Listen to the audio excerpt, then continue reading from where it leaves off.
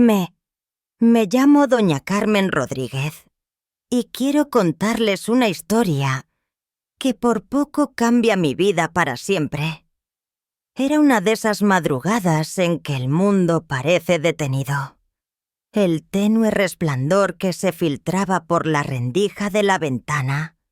El lejano zumbido de una motocicleta repartiendo periódicos. Y nada más. Todo dormía. Siempre me despierto a las 5 de la mañana. No necesito despertador.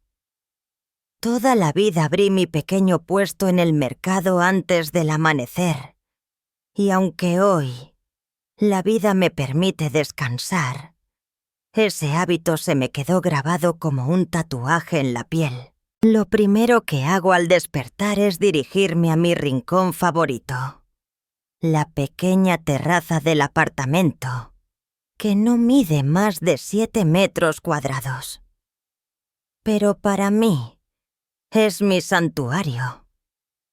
Lo compré con lo que me quedó tras cerrar la fonda de sopas que mantuve por décadas. Es lo único que tengo, y lo amo con el alma. Allí tengo mis plantas. Las cuido como si fueran mis propios hijos. Pero entre todas, hay una que siempre atrae mi mirada. Una azucena de hojas firmes y flores rojo intenso. Fue un regalo de mi hijo Andrés, cuando recibió su primer sueldo. Hace ya más de 10 años. Era apenas un brote pequeño, del tamaño de una mano. Ahora se extiende como un abanico de vida. ¿Dormiste bien?, le susurré, mientras limpiaba sus hojas con un paño húmedo haciéndolas brillar. Algunos pensarán que hablar con una planta es una locura, pero yo creo que si les hablas con amor, ellas te responden. En verde más vivo, en flores más bellas. Así ha sido mi vida. Una vida de lucha. Sí, pero también de amor incondicional. Mi marido murió joven, cuando Andrés aún no entraba a primaria. Una enfermedad cruel se lo llevó. Me quedé sola, con 28 años, y un niño por criar. Instalé un pequeño puesto en un rincón del mercado. Día tras día, enfrentando el vapor del caldo hirviendo, las quejas de los clientes, las borracheras ajenas. Y cuando el día era malo y no vendía lo suficiente, me escondía en la trastienda y lloraba en silencio. Pero no desistí. Cada peso lo ahorraba para la educación y el sustento de mi hijo. Aunque mi cuarto fuera húmedo y frío, yo quería que él tuviera un escritorio propio donde estudiar. Y así fue. Andrés creció sin darme un solo disgusto. Entró a una buena universidad. Consiguió trabajo en una empresa prestigiosa. Y cuando me presentó a su prometida, Patricia Gómez, una joven elegante de sonrisa contenida, sentí que mi vida había cumplido su propósito. Lloré de gratitud, como quien termina de leer el último capítulo de un libro largo y doloroso. Después de la boda, ellos se mudaron a su propio hogar. Me quedé sola, con este modesto apartamento, un cuerpo desgastado y unos modestos ahorros para la vejez. Recuerdo que cuando me mudé aquí, me costó acostumbrarme al silencio. A veces dejaba la televisión encendida toda la noche solo para sentir compañía. Pero con el tiempo, entendí que ese silencio era mi refugio. Un premio tardío por tantos años de lucha.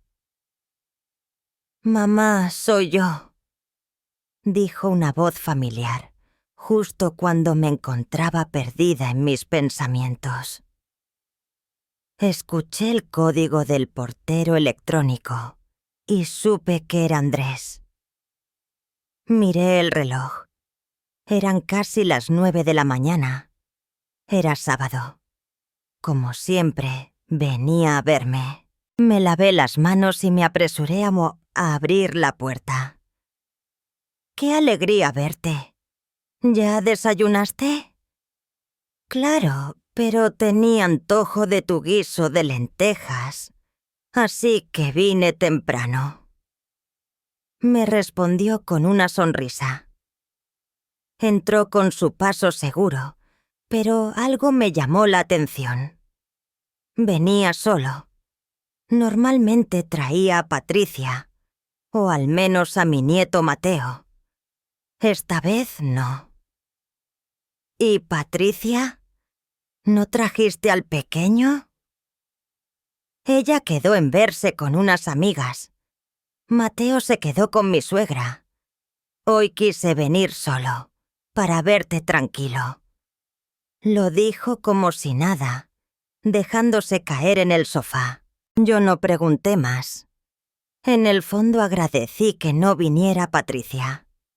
Nunca me sentí del todo cómoda con ella.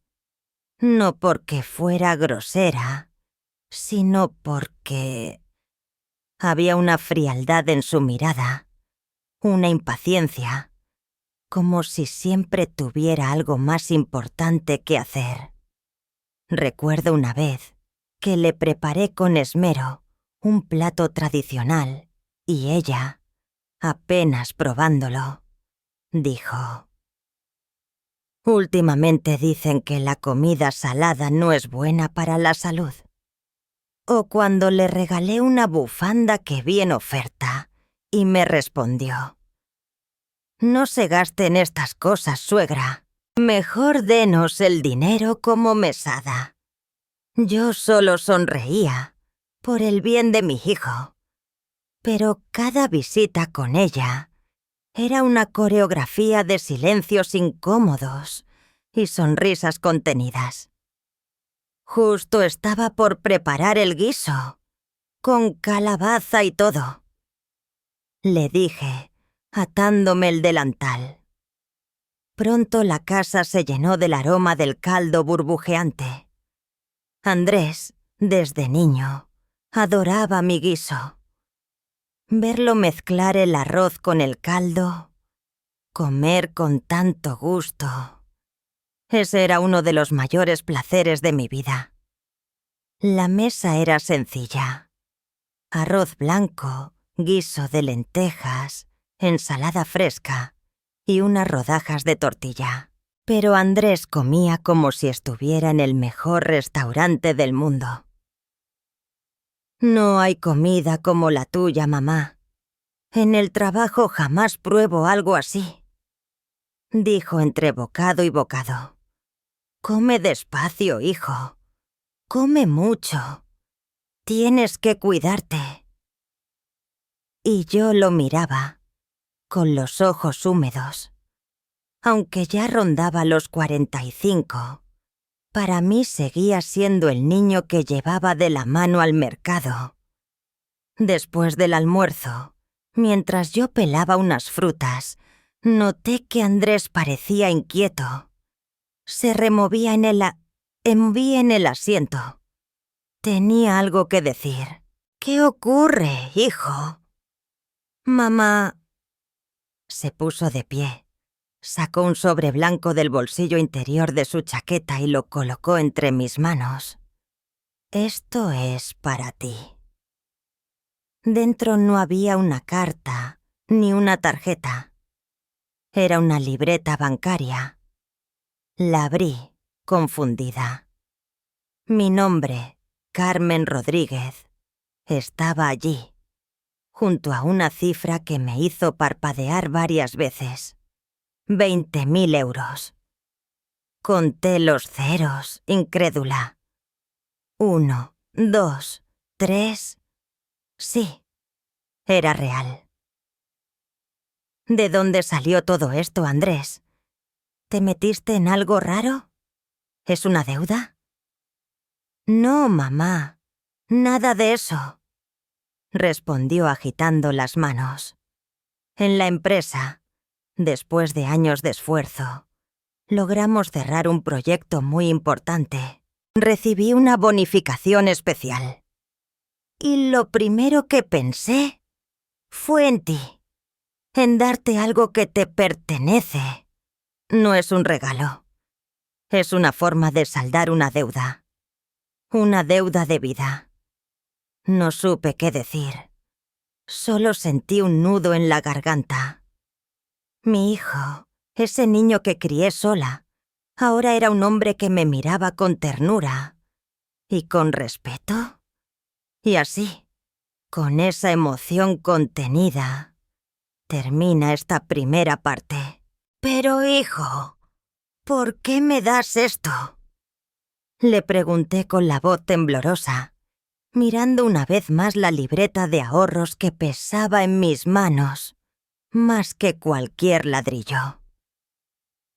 Tú también tienes deudas, tienes que pagar la hipoteca, criar a Mateo.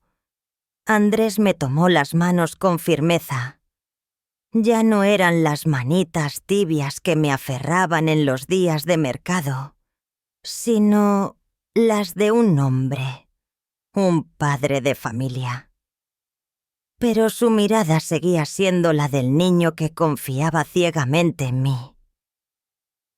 Mamá, tú me criaste sola, desde que papá murió. Me mandaste a la universidad vendiendo guisos en un mercado. Te vi desvelarte por pagar mi matrícula. ¿Te olvidas de todo eso? Esto no es un regalo. Es solo un pequeño pago de la enorme deuda que tengo contigo. Las lágrimas me desbordaron. No podía contenerlas. Aquel momento se sentía como si toda la amargura de mi vida se diluyera en el calor de ese gesto. Mi hijo, mi pequeño Andrés, ahora era un hombre agradecido.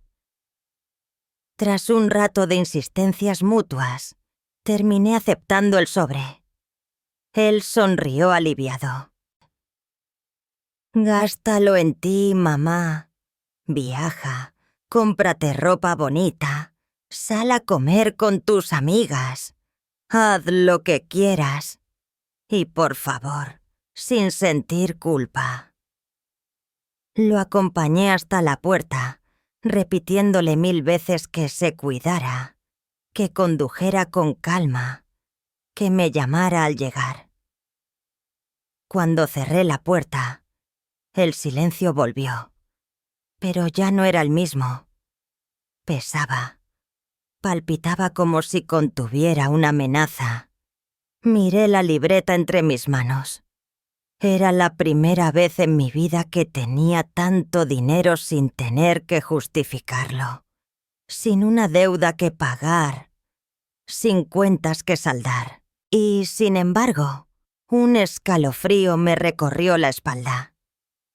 La causa tenía nombre y apellido: Patricia Gómez.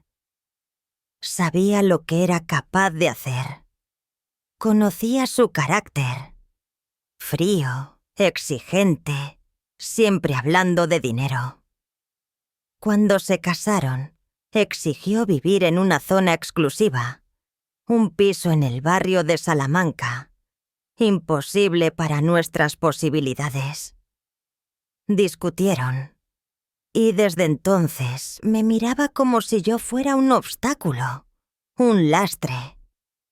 Si la suegra tiene para regalitos, que cambie el coche de mi marido, solía decir. No necesitaba mucho para imaginar lo que pasaría si se enteraba de esos 20.000 euros. Para ella, ese dinero no sería un regalo de un hijo a su madre, sino parte del patrimonio conyugal. Algo que, seguramente, yo le había robado. Y como si mis presentimientos fueran una profecía, el teléfono sonó. El viejo móvil vibró con insistencia sobre la mesa. El nombre en la pantalla Me heló la sangre. Patricia. Respiré hondo y contesté. ¿Diga? Suegra, soy Patricia.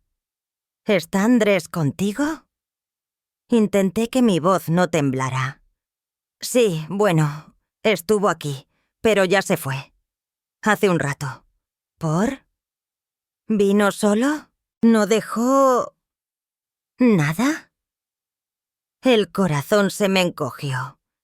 Esa pregunta tan inocente en apariencia tenía filo. No dejó nada. Solo vino a comer, dije con la mayor naturalidad que pude.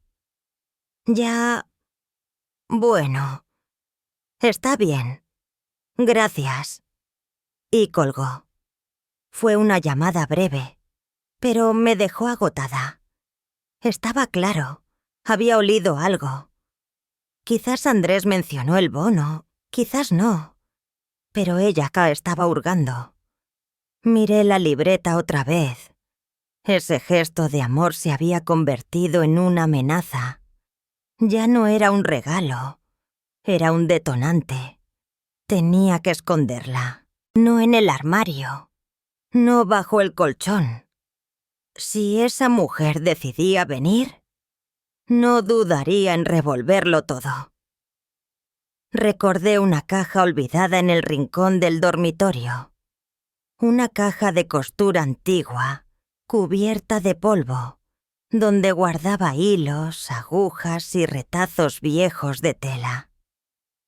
Era tan inservible, tan poco interesante, que parecía perfecta. Metí la libreta en una bolsa de plástico. La envolví en un trozo de tela y la escondí en el fondo de la caja, bajo los retales más desgastados. Cerré con cuidado. Suspiré. Sentí alivio. Pero el miedo seguía allí, agazapado. Sabía que ella volvería, y que no lo haría con las manos vacías. Los días pasaron con una calma extraña. Pero todos sabemos que el silencio que precede a una tormenta no es tranquilidad, sino preludio. Era domingo por la tarde. Estaba en el sofá, con la manta sobre las rodillas, cabeceando después de comer. No esperaba visitas. Nadie había avisado. Y sin embargo, el sonido agudo del timbre me sacó de mi somnolencia.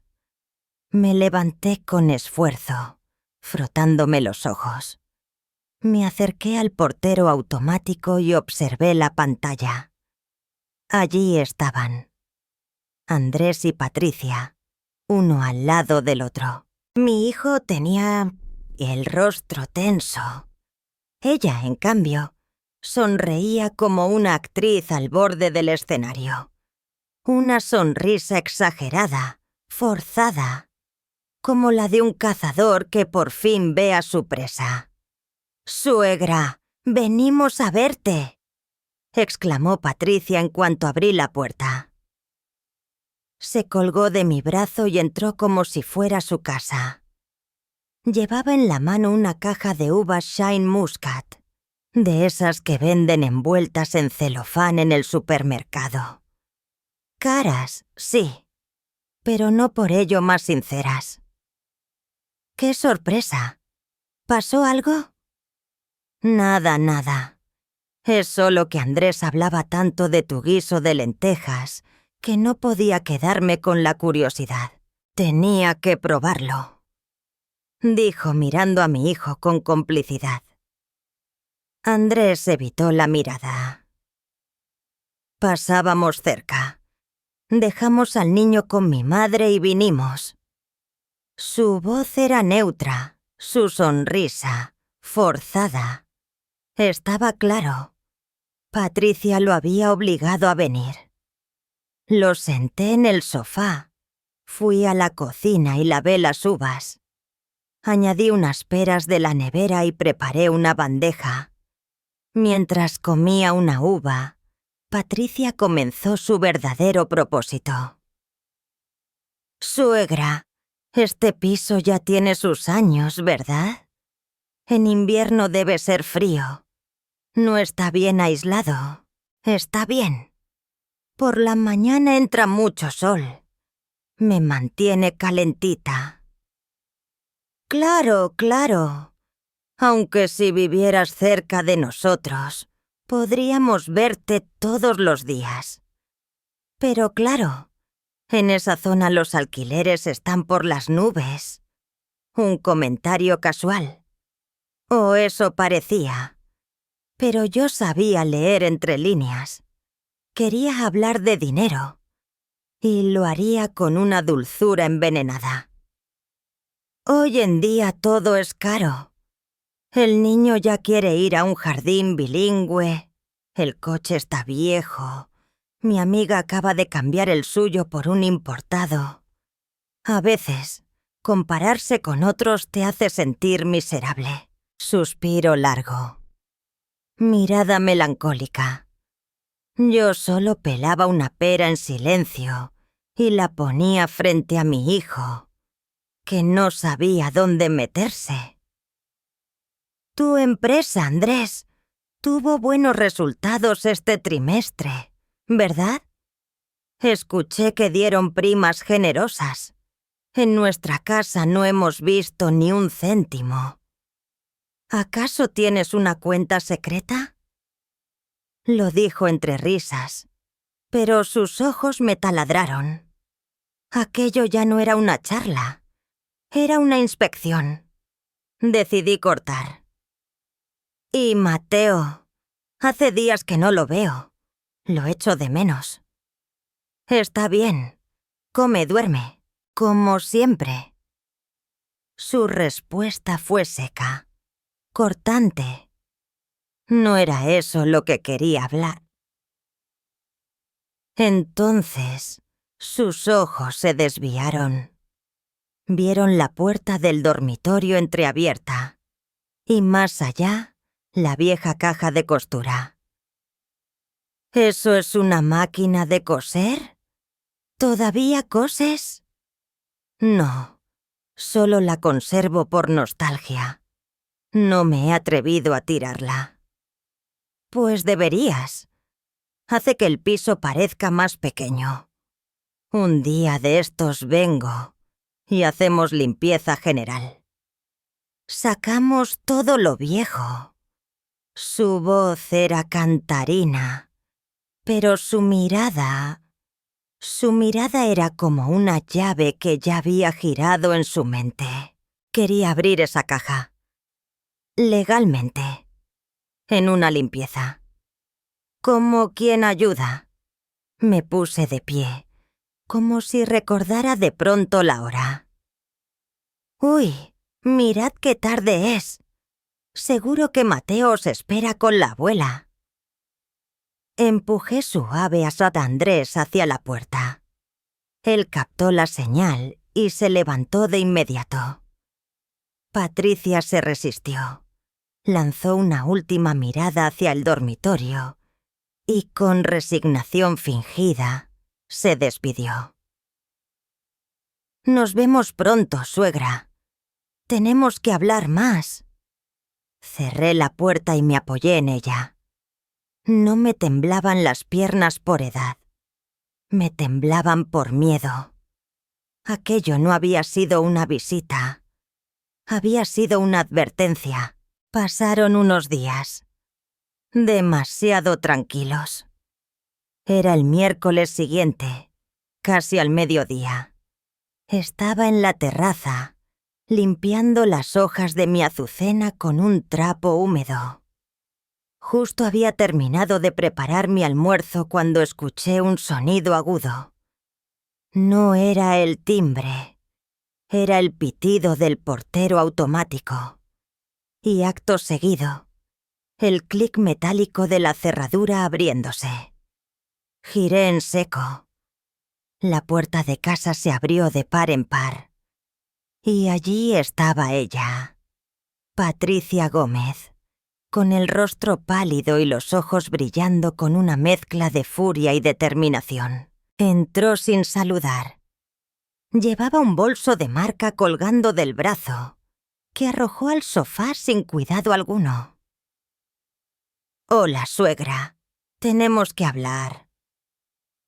No había ni rastro de cortesía, solo arrogancia. Yo dejé el trapo sobre la mesa y salí despacio al salón. «¿Y tú qué haces entrando así, sin tocar el timbre? Esto no es tu casa». «Ah, ¿ahora hablamos de modales?». Se burló. «¿Me vas a dar una lección de etiqueta? Vengo mediodía de permiso del trabajo. No tengo tiempo para rodeos». Se sentó en el centro del sofá como una reina reclamando trono. «Quiero que me devuelvas el dinero». El silencio se hizo tan espeso que me cortó el aliento. «¿Qué dinero?» «No te hagas la tonta, Carmen. El dinero que Andrés te dio. 20.000 euros. Eso no es un regalito de domingo. Es parte del patrimonio conyugal. Y tú no tenías derecho a guardártelo. Así que lo quiero. Todo». La palabra guardártelo me atravesó el pecho como un puñal. Esa mujer me estaba llamando ladrona.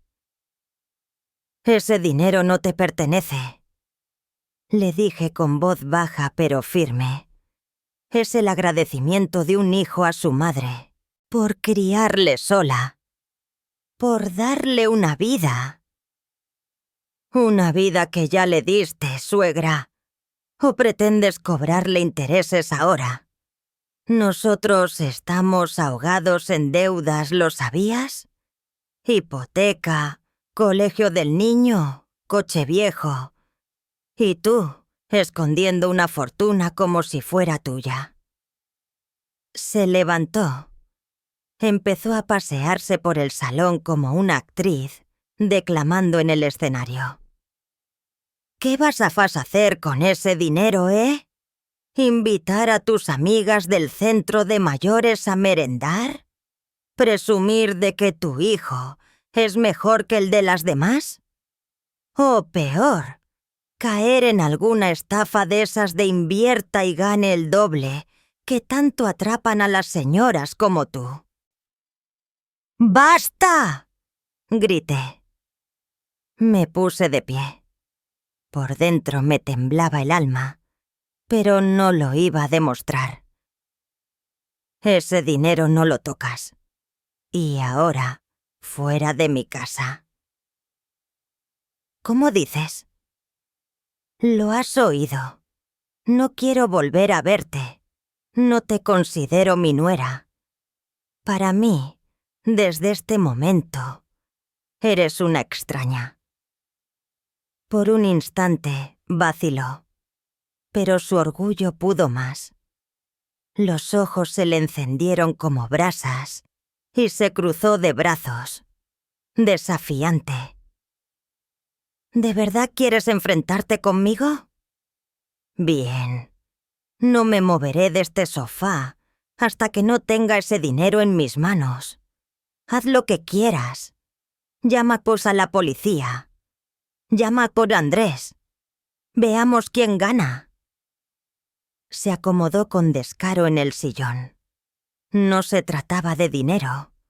Era una batalla por poder, por territorio, por humillación. El aire se volvió irrespirable. Dos mujeres, una frente a cada otra. Ninguna cedería. Sin decir nada más, me fui a la cocina. Me serví un vaso de agua. El líquido bajó por mi garganta como fuego. Y lo supe. Ese día sería largo. Muy largo. La tensión se podía cortar con un cuchillo. Patricia no se movía del sofá. Yo fingía indiferencia.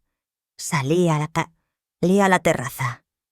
Regaba las plantas, ordenaba el armario, cualquier cosa para no mirarla. Era mi forma de resistir. Pero ella no cedía. No se cansaba. Esto es absurdo, suegra. No vas a ganar nada con esta actitud. Solo complicas todo. Mira, si me das la mitad, podemos olvidarlo. ¿Qué me dices?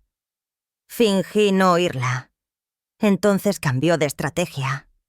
Sacó su móvil y empezó a hablar en voz alta, con el tono perfectamente calculado para que yo escuchara cada palabra. Hola, amor. Sí, estoy aquí. No, tu madre sigue igual. Terca como una mula. No entiendo por qué cree que ese dinero es suyo. ¿Y si le haces entrar en razón tú? Mentira. Sabía que Andrés no sabía nada de esto. Solo estaba jugando con mi cabeza. Cuando colgó, se levantó bruscamente y se acercó a la terraza. Se plantó frente a mí, al otro lado del cristal. ¿Me estás ignorando, Carmen? ¿No ves que esto va en serio? No te contesto porque no tengo nada que decirte, repliqué sin alzar la voz. Lo que dices no merece respuesta. Su rostro se desfiguró.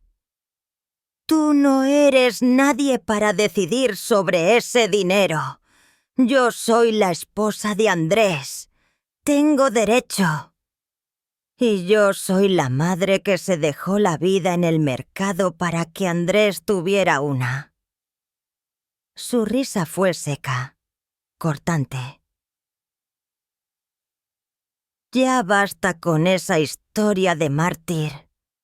¿Crees que porque sufriste hace 20 años puedes ahora vivir como una reina? Dame ese dinero o me verás perder la paciencia. Fue entonces cuando supe que había cruzado una línea. Fuera de mi casa, dije por tercera vez. No me voy sin ese dinero. Pues quédate. Pero no te servirá de nada. Me giré, dispuesta a encerrarme en mi cuarto. Pero no llegué. Detrás de mí estalló su voz como un trueno. No te atrevas a irte.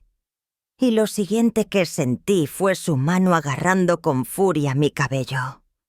Grité. Un dolor punzante me atravesó el cráneo, como si me arrancaran el alma desde el cuero cabelludo. Intenté soltarme. Luché. Pero era más joven, más fuerte. Me arrastró por el pasillo como si fuera un saco de papas. Nunca, jamás en mi vida, nadie me había humillado así. Ni siquiera en mis años duros en el mercado, cuando soportaba insultos de borrachos o gritos de clientes groseros. Esto era diferente. Esto era violencia. Esto era mi nuera. «¡Suéltame, bestia!», rugí, usando toda la fuerza que aún me quedaba. Logré empujarla. Tropezó hacia atrás. Yo me incorporé, temblando, desorientada. Las piernas no me respondían. Entonces lo decidí. No podía permitirlo. No podía seguir callando. Caminé hasta el salón, apoyándome en las paredes. Tomé el viejo teléfono con cable que aún tenía sobre la mesa. Marqué despacio. 1, 1, 2. Policía. ¿Cuál es su emergencia? Tragué saliva. Mi voz al otro lado era la de una mujer que había callado demasiado. Hola. Necesito ayuda. Mi nuera ha entrado en mi casa sin permiso y me ha agredido. Tranquila, señora. Una patrulla está en camino. Colgué. Me dejé caer en la silla. Patricia me miraba con los ojos muy abiertos. ¿Qué has hecho? ¿Estás loca? ¿Has llamado a la policía? ¿Quieres arruinarle la vida a tu hijo? No. Quiero salvar la mía. No pasaron ni 5 minutos cuando el sonido de las sirenas se coló entre los edificios. No era estridente, no. Era un murmullo creciente, como un tambor que anunciaba justicia. Patricia se había quedado petrificada. Su cara, minutos antes roja de rabia, ahora estaba blanca como la cal. Corrió hacia mí. «Suegra, por favor, no lo hagas. Yo...» Me puse nerviosa. No era mi intención. Fue un malentendido. La ignoré. Me sentía tan cansada que no podía ni mirarla. Unos golpes firmes en la puerta rompieron el silencio. «¡Policía! ¿Hay alguien? ¡Abran, por favor!». Me levanté como pude. El mundo me daba vueltas, pero abrí. 2 agentes jóvenes con rostro serio y ojos atentos entraron. «¿Es usted Carmen Rodríguez?» «Sí. Yo llamé». Uno de ellos se giró hacia Patricia, que en ese momento comenzó a llorar. «Oficiales, todo fue un error. Mi suegra está confundida. Ella sufre... bueno, a veces no recuerda bien. Creyó que yo era una ladrona. Me empujó. Yo solo trataba de calmarla. Y como si el teatro no bastara, mostró el brazo, donde se veían unas marcas leves, arañazos, quizá reales, quizá fingidos. El agente de mayor edad la observó con desconfianza. Luego me miró. «Señora, ¿usted toma algún medicamento? ¿Ha sido diagnosticada con alguna condición?» Me enderecé. No era el momento para flaquear. «Tengo 68 años. Tomo pastillas para la presión. Nada más. Estoy en pleno uso de mis facultades. Esa mujer entró sin permiso. Me agredió, me insultó, me arrastró por el suelo. Y todo porque su marido, mi hijo, me regaló un dinero que ella cree que le pertenece». Los oficiales intercambiaron una mirada. El agente joven comenzó a tomar nota. El mayor se acercó más. «¿Puedo ver alguna prueba? ¿Se ha hecho daño?» Me aparté el cabello. Mostré mi cuero cabelludo, enrojecido, con mechones aún pegados por el sudor. Señalé los pelos caídos en el suelo.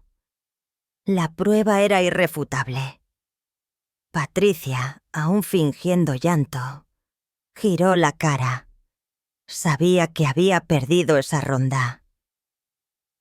«Vamos a tener que acompañarlas a la comisaría», dijo el agente. «La versión de ambas es muy distinta. Necesitamos aclarar los hechos». «Por supuesto», dije yo. «Y llamen a mi hijo. Que venga. Que vea lo que su esposa es capaz de hacerle a su madre». Patricia apretó los dientes. Los ojos le brillaron con rabia. Pero ya no tenía salida. En el coche patrulla nos sentamos una al lado de la otra. No se oyó una palabra, solo el rugido del motor y el peso invisible de una verdad que por fin salía a la luz. La comisaría olía a desinfectante y a papeles viejos. El frío de los tubos fluorescentes caía sobre nosotros como la escarcha de una sala sin alma. Nos hicieron pasar a una sala pequeña, con una mesa metálica y una cámara en la esquina. Un agente joven me ofreció un vaso de agua caliente. Lo acepté con un leve asentimiento. Patricia se sentó lo más lejos de mí posible, mirando el móvil con desesperación. Estaba claro. Estaba buscando ayuda. Un abogado. Sus padres. Quien fuera, con tal de salvarla. Yo solo observaba. No con odio. No con rencor. Con una serenidad amarga. No tardó mucho en llegar Andrés. Entró corriendo, despeinado, los ojos inyectados de alarma. Su mirada pasó de mí a su esposa, y entonces a la gente. ¿Qué ha pasado? ¿Mi madre está bien? Vino hacia mí, tomó mis manos. Noté su temblor. Estoy bien, hijo, pero ha sido un día largo. El agente mayor le pidió que se sentara. Señor Rodríguez, necesitamos que nos diga qué tipo de relación tienen su esposa y su madre. Y sobre todo si es cierto que usted le entregó a su madre una suma considerable de dinero. Andrés tragó saliva. Sí, es cierto. Le di 20.000 euros a mi madre. Fue un regalo. Un gesto de gratitud por todo lo que ha hecho por mí. ¿Su esposa lo sabía? Andrés cerró los ojos un segundo. Se estaba jugando algo muy profundo. Cuando los abrió, no había titubeo. Sabía que recibí una prima, pero no que se la entregué a mi madre. Un instante de esperanza brilló en los ojos de Patricia, pero duró poco. Hoy, al saberlo, vino aquí sin avisar, entró sin permiso y perdió los estribos. «Eso no es cierto», gritó Patricia rompiendo su silencio. «Fue ella quien me agredió». Andrés la miró por primera vez desde que había llegado. «No te creo». Ella se quedó muda, congelada. «Mi madre podrá tener defectos, pero jamás ha mentido. Ha vivido con las manos agrietadas por el trabajo, con el cuerpo hecho trizas. Ha dado todo por mí, incluso cuando yo no se lo pedía». Andrés bajó la voz. «Y tú cruzaste una línea». Un silencio pesado cayó sobre la sala. El agente tomó nota. Luego se dirigió a mí.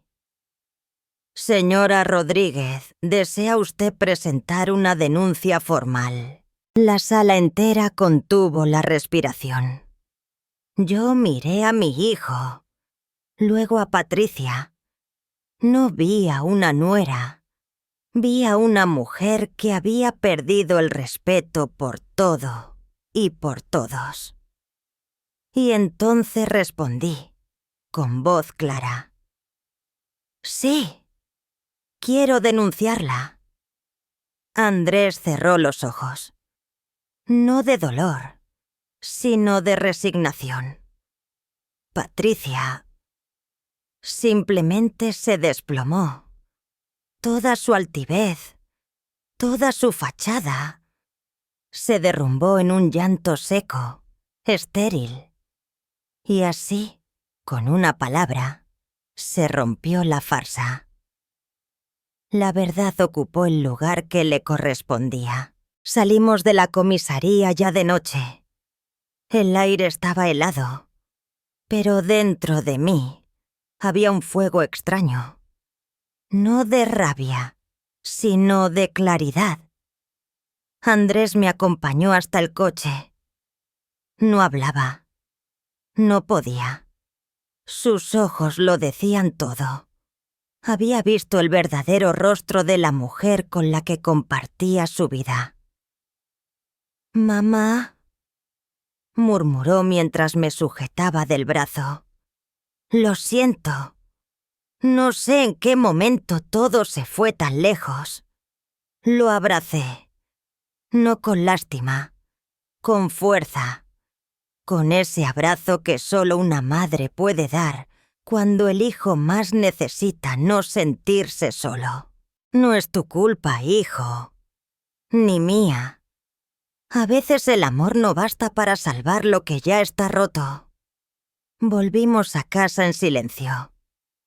Los días siguientes fueron una mezcla de calma y tormenta. Mientras la denuncia seguía su curso, los padres de Patricia me llamaron entre lágrimas, suplicando que retirara la demanda. «Señora Carmen, piense en su nieto. ¿Quiere de verdad que crezca sin madre?» No respondí, porque sabía que no buscaban justicia, solo evitar el escándalo. Recibí una carta del abogado de Patricia. Ofrecían una indemnización de 5.000 euros, a cambio de mi silencio. Me reí. ¿Cómo se pone precio a la humillación? ¿Cómo se compra la dignidad de una madre? Rompí la carta. La arrojé al cubo de reciclaje junto con otros papeles inútiles. Andrés, por su parte, inició el proceso de separación. No fue fácil. Patricia no quería perder su posición. Amenazó con llevarse al niño, pero cuando él presentó los documentos financieros, todo se vino abajo. «Mamá», me dijo un día Andrés, con las manos temblando, «Patricia tiene deudas por más de 100.000 euros. Préstamos, tarjetas, inversiones fallidas. Ahora entiendo por qué quería ese dinero. Ahí lo supe. La codicia no solo la había vuelto cruel, la había convertido en rehén de su propio abismo». «Lo siento tanto», repitió Andrés una y otra vez, «por no haber visto antes, por haberte fallado». Le acaricié la mejilla. Ese niño al que crié entre sopas y esfuerzos seguía allí. Más hombre, más roto, pero también más despierto. «Ahora ya sabes», le dije, «que hay amores que destruyen y otros que, aunque duelan, salvan». Durante días no quise tocar la libreta de ahorros. Ese pequeño objeto, que tanto significaba, ahora parecía contaminarlo todo. Era el símbolo del amor de mi hijo, pero también del comienzo de una guerra. Me quitaba el sueño, hasta que un día, sin pensar, encendí la televisión. Pasaban un documental sobre madres solteras que criaban solas a sus hijos.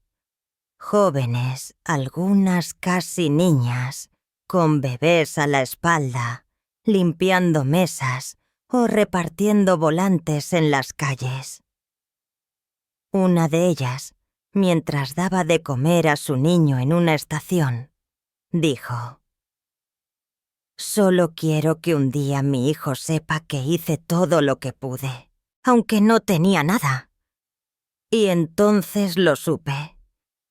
Ese dinero no era para mí, era para ellas, para todas las que, como yo, alguna vez se sintieron solas, débiles, invisibles. Me levanté de golpe. Fui al armario. Saqué la mejor ropa que tenía y marché al banco.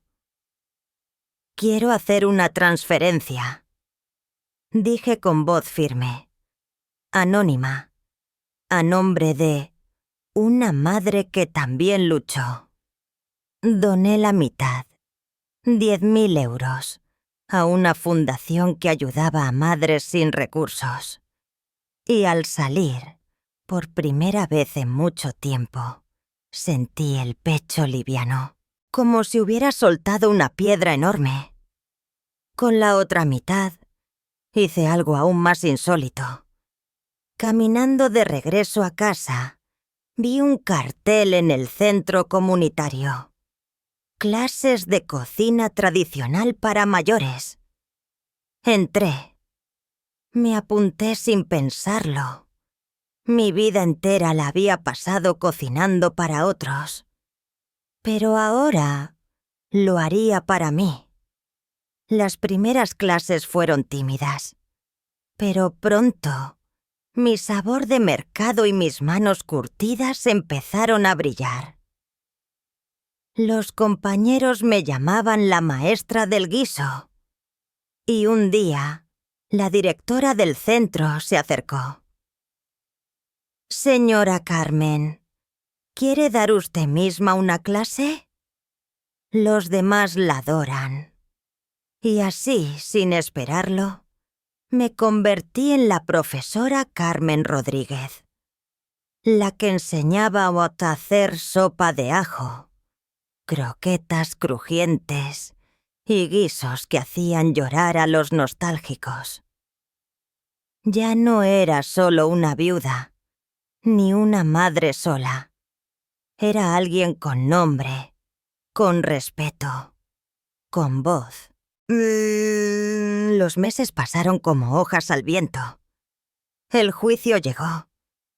Patricia, vestida con un conjunto gris y rostro pálido, se sentó frente al juez. Ya no quedaban joyas, ni altivez, ni maquillaje. Solo quedaba ella y sus actos. El juez habló con voz grave.